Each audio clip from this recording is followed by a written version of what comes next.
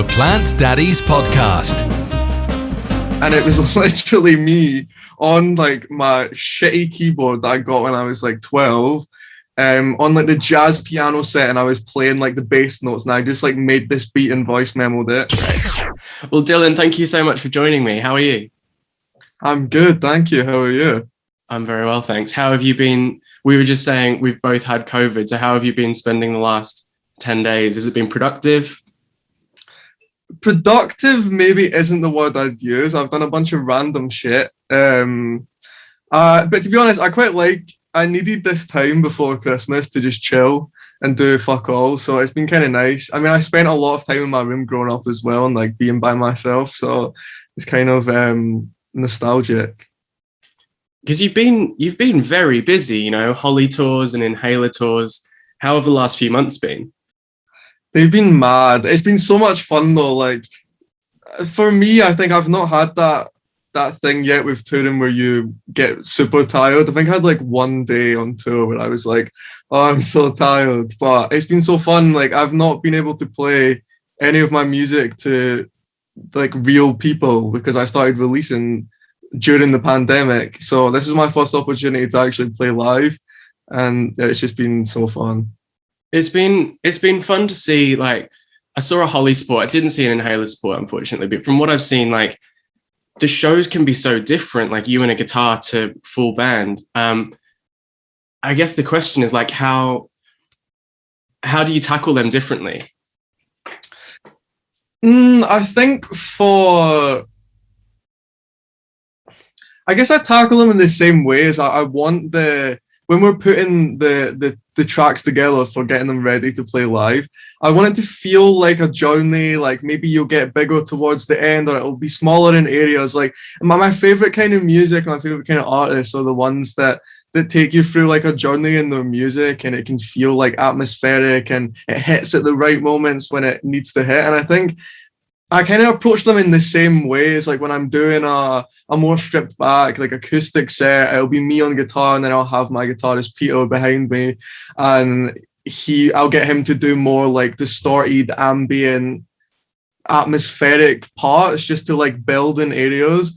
And then I think the same with the full band as well. We can just get a bit more mental with it and almost make the songs. I like to like make the songs heavier than they are on the record live, because then I can just like jump around more. So I think I kind of treat them the same way. It's just kind of two different sonics. I want to come back to the making them heavy a bit, because that was something I was going to ask about in a bit. But I guess like maybe doing the stripped back stuff, does that kind of feel like a bit of a campfire test? Like you haven't got production to hide behind, like it's just the song. Is that a good way to validate?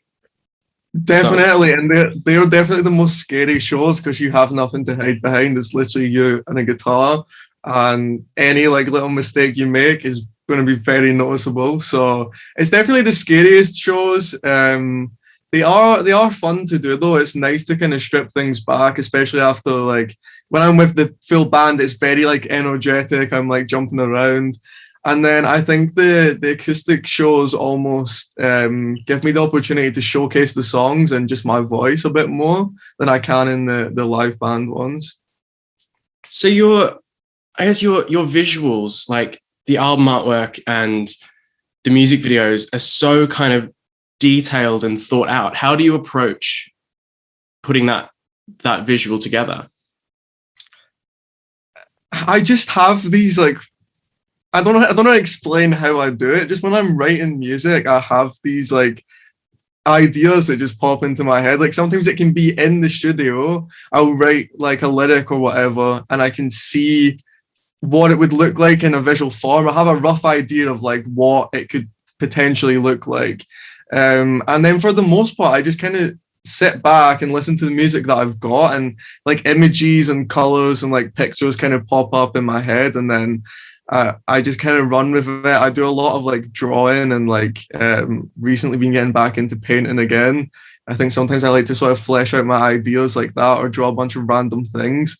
And it's usually just like the most random weird stuff that like pops into my head, and I'm like, oh, maybe that would be fun to do. And then we end up doing it. And like artwork is such a weird process. Like when I first started doing it, I'd have an image in my head, and then we'd work on it, and we'd do like the first couple edits, and the first edits are just never what you want it to be. So you get them back and you're like, fuck, this is like not what I wanted. It looks so shit. This is not the idea in my head. But then you like refine and you refine, and then you eventually get there in the end with something you're happy with. I think that's like one that, to be honest, artworks like and videos are like my favorite. One of like, apart from writing the music, that's my like, I think maybe my, to be honest, I think they go hand in hand. I love it all. It's like one of my favorite parts of the whole process, to be honest. So how does that process work from start to finish? Like you've just said, you kind of have an idea in your head. Do you then send that off to someone? Like where does it start to come together? So I usually come up with a concept, and then I work with my art director, Daisy King, and we have like maybe like 3 or 4 Zoom meetings, and we just kind of flesh out the idea. I'll bring it forward, and then Daisy will come up with ideas, and then I'll add to it, and then we'll kind of figure out, okay, how do we approach this? How do we actually make this come to life?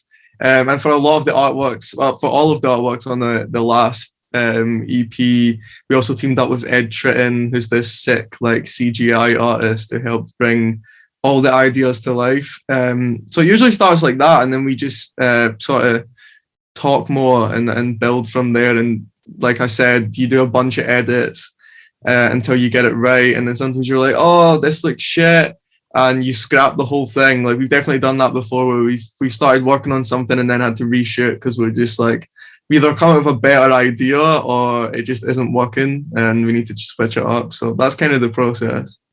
Do you have like, I don't know how to phrase it, like the ultimate concept that you're kind of keeping in the tank?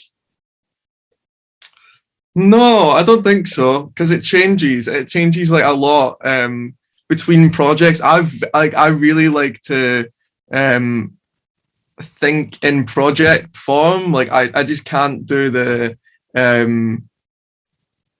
let's just see how it goes and see what these songs become. Which I do when I'm writing them. I just write songs and then a project starts to form. But I can't think like, oh, let's just like release this single and then this single and this single. I like to like kind of have a world around a project that I can build from. Like the last one was sort of based around the idea of me being stuck in this government style facility, and each artwork was like a different room. And so I think I really like to plan things out. I'm a Virgo, so I'm very like I need that structure in my life or my anxiety runs mad. I love it. I think I'd like to be able to tie things together so well is amazing. So we were talking about the shows being grittier, like the live performance being heavier than the records. Like Nightmare has been one of my favorite Dylan Fraser songs since I first heard it. And then you put out a live version a couple of weeks ago, and it's this whole other level. And I think seeing your energy kind of adds to that. But then there's songs like Gucci Sweater. Like where does that, do a lot of songs begin their life like Gucci Sweater and then you build them up from that? Or what, I guess, where does that fit into things?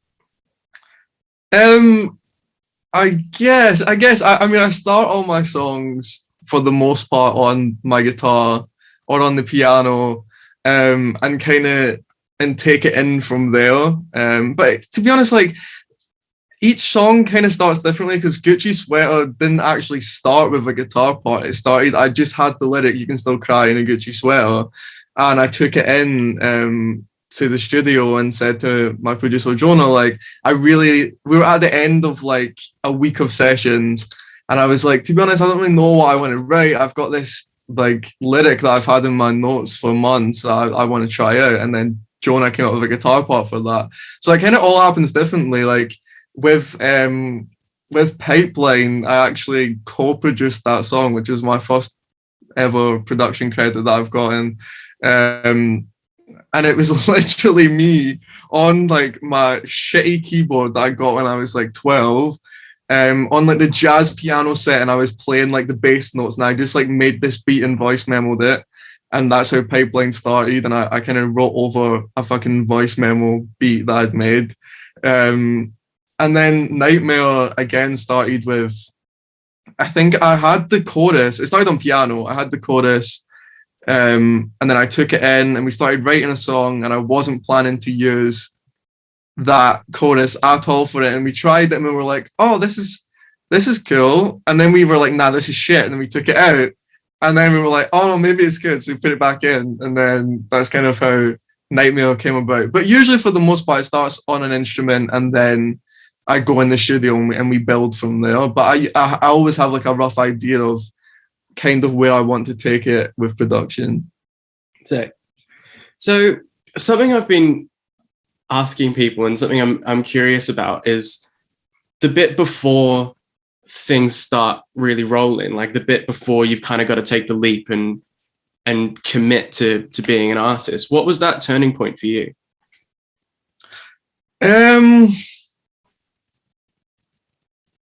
I think it's only been a recent turning point into the stage where I am now, where it's like you're also playing shows and you get to release music as a job.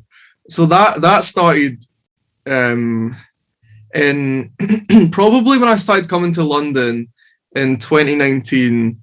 The beginning of 2019 is kind of when my life started to do this shift from like, because in my head it was always my job, but I wasn't making any money from it. So it wasn't really like a job. I wasn't getting paid to do it. I was just doing it because I loved it. And then in 2019, I started coming down, and then slowly it started to transition into like, okay, this is what you do for a living now. This is what you do for work. But I think in my head, it was always my job. But if we're talking like logistically, it was probably the beginning of 2019 that it started to kind of make that shift. And what changed? Like, I guess the team grows and the streams grow and stuff. What was the most kind of unexpected change when things started moving? I think the unexpected change, you go from it just being you and then you have to work with a team of people to release your record, and it's really fun and it's really exciting. Sometimes I fucking hate it because I'm just a big control freak and I've always been used to doing things by myself. So sometimes I hate working in groups, and I wholeheartedly admit that. Like even in school, I hated working in groups. I always just wanted to I just like, it's fine. Like you guys I'll just do it all. You guys can just like chill. I don't know. I have like ideas, and when I've got something in my head, I really like to hammer it home. And sometimes I don't really like listening to advice, which is something that I should probably work on. But yeah, I think that's kind of the main shift is you get a bunch more people, which is so convenient and so helpful. And I couldn't do any of it without the team of people. Like I didn't realize how hard it was to actually release music. Like I think it's a lot harder than it should be, but it takes a while to get shit out there and get stuff over the line. And then I think just the fact that people actually like music and choose to listen to your music over someone else's music, and I just think that that's still like a mad thing that I'm trying to wrap my head around, because you make it in the studio and you have it and it's yours for however long before you release it, and then it's out there and other people are listening to it and you're getting feedback, and it's just crazy. And I think my favorite part is the live shows, because you get that instant feedback. It's not like numbers online. It's like if people are having a good time, like you'll notice it, and if they're not having a good time, you'll also be aware, so is that kind of a noticeable difference between support shows and your own shows? Like not necessarily winning people over, but you can't assume that they know what they're about to hear. Do you know what I mean? Like, is that a big difference? It definitely is. And it's usually for the first song on support shows, or maybe the first couple, you're a bit like testing the waters, seeing if people are into it or not. But people have honestly, like, I've enjoyed every support show that I've done. I was a bit nervous before I went out with Inhaler, because it's my first proper like long run tour. And all the crowds were like, I couldn't have asked for better crowds, to be honest. Like they were really responsive and engaged, and it was just like really sick. And then with the Holly shows as well, like her fans are just like music lovers, and same with Inhaler's fans. I think like they were the perfect people to support, and Baby Queen as well. Like their fans are all just people who are there to not only watch the artist that they're going to see, but they actually like the music discovery part as well, and are open to listening to new stuff and coming down to the shows early to like see the support act. So I was really surprised and like overwhelmed by just how like warm and everyone kind of accepts you with open arms at these shows. Yeah, I guess there's been such a craving for live music that now it's here. Well, until last week. But Yeah. that kind of period where shows were kind of going ahead as normal, there's such an appetite that you kind of just take as much as you can get. Oh, for sure. Yeah, no, I'm if anyone wants to book me, I'm there. Like I'll take anything at this point. Just because there's been such a drought from shows over the past couple of years, I'm just like, get me on the stage, because that's the part that the other stuff is all fun. Obviously, writing the music and doing all that stuff is very fun, but it's very isolating for the most part, because I only work with my producer and I very rarely have other people in the room with me. So it's always just a very like intimate, like closed off process that I have, and that's what works best for me. But then if I don't also have that like live setting to counteract everything that I'm doing, sometimes I can get into my head and feel a bit like disconnected from like the world in general. So I think the show's being back up and running again has been like really good for my head. Nice. So what does 2022 look like? More shows, festivals? What's the plan? More shows, more festivals, which I'm excited about. Lots of new music. I've been working on a bunch of stuff. I'm just figuring out like what I want to release next, what the next project is going to be. I kind of know already, but I'm taking this Christmas to sort of start. I've got visual ideas, but I kind of want to start writing some like video treatments out and just sort of putting it all together so that I can get into the new year and start running with it all. But yeah, excited. Amazing. Well, I'm looking forward to hearing it. Thank you so much for joining me, Dylan. Really appreciate you taking the time. Thank you for having me. Thanks for listening to the Plant Daddies podcast. That wasn't as hungover as I thought it would be.